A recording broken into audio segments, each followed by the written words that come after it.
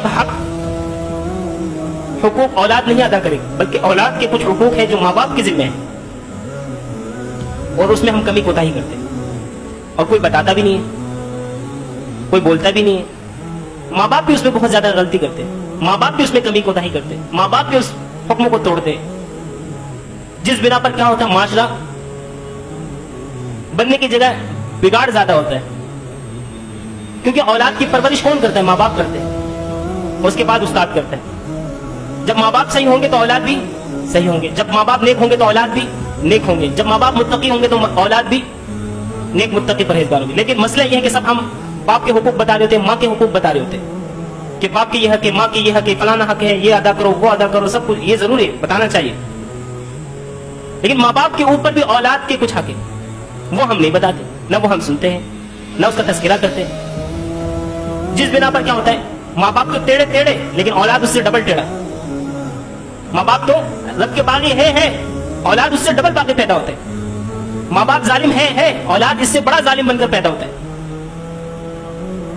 माँ बाप बेदीन है, औलाद उससे बड़ा बेईमान पैदा होता है, और बनता भी है। क्यों? माँ बाप के जिम्मे जो हक थे उन्होंने वो हक अदा नहीं किया। ये जरूरी है। सिर्फ माँ और बाप बनना ये कमाल नहीं कि आपके कदमों के नीचे अल्लाह ने जन्नत रख दी है, यकीनन रखिए, लेकिन आपके ऊपर भी कुछ हक है। जिस हक को आप अदा नहीं करते, माशरे में बिगाड़ पैदा होता है, औलाद नाफरमान होती है, रब के बागी बनते, बड़ों के बेअदब बनते हैं, माशरे में फसाद का जरिया बनता है। क्यों? माँ बाप सही नहीं थे। जब भी कोई बच्चा गलती करता है कि इनके माँ बाप के अंदर कोई कमी थी, जिस बिना पर ये बच्चा बेईमान पैदा हुआ, बेशरम और बेहया पैदा हुआ। है कि नहीं ऐसा? या झूठ बोल रहा हूं मैं?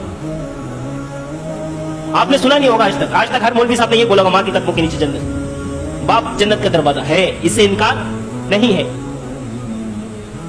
माँ बाप की खिदमत होनी चाहिए।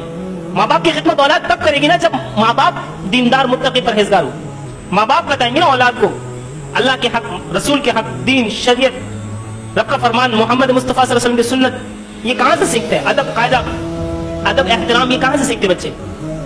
घर से।